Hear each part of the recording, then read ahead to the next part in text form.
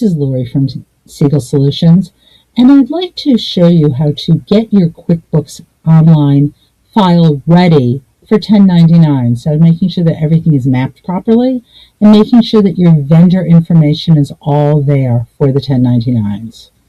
So to get to the 1099 module in QuickBooks Online, you want to go to All Apps, up to Expenses and Bills, and down to 1099s. I'm going to shrink this just to make it a little bit bigger. So there's two areas on here. One is gathering the recipient tax information, and the other is preparing the 1099s. I'm going to look at the gathering the tax information.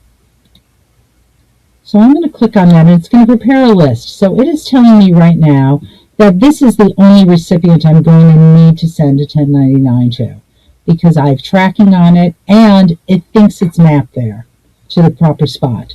So what I want to do is actually open up the transaction list by vendor, just to see, or include more recipients.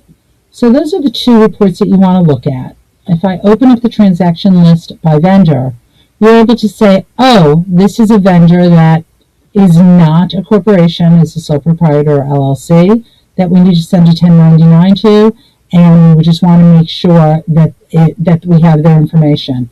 In my next video, I'll show you how to map things. So it'll show you these are the transactions that you had for everyone through it.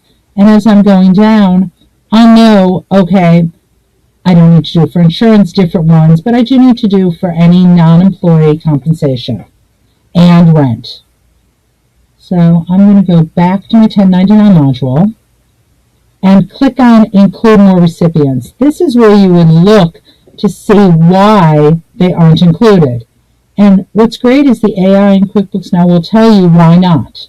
So this column says no, if there's no tracking for it, and we could add the tracking.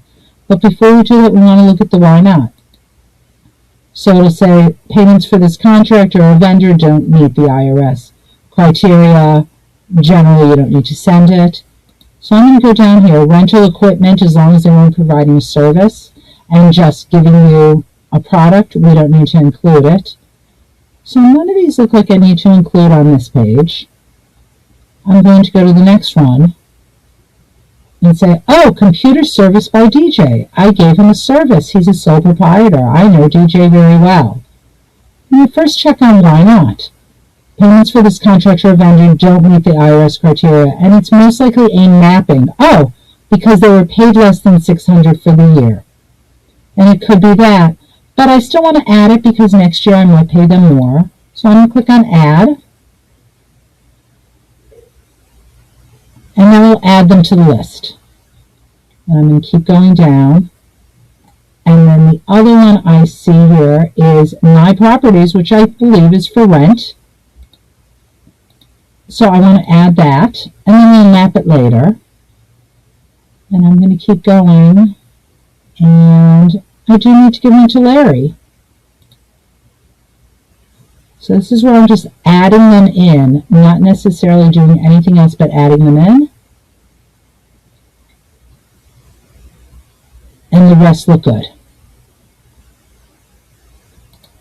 On the next page, I'm going to look here and go down. We do have Robert Masonry. So I may, let's say they were a contractor. I probably want a consultant. I want to add them in.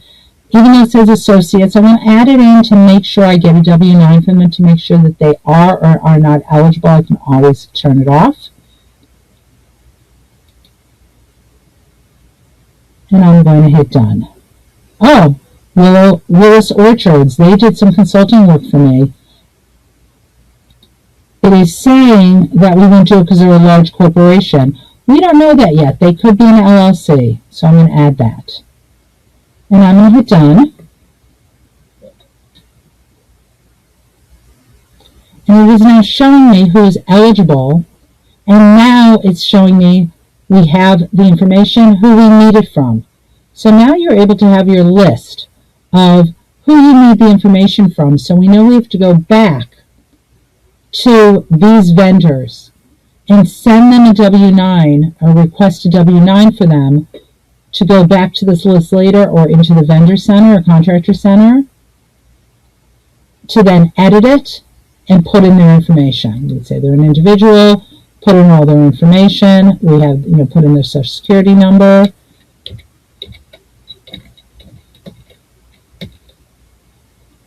Okay.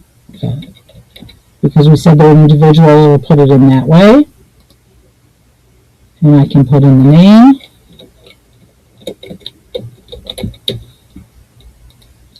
So we can add it here, or we can add it right in our vendor center. We do want to make sure that the email address is there so they're able to email it right to them. If you update it on this list, it will not update it in the vendor center, so we do want to add it to the vendor center later. And when I'm done, I can say done.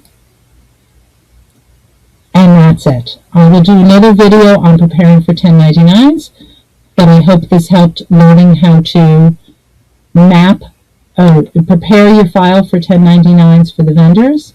Once again, this is Lori Swartz from Siegel Solutions.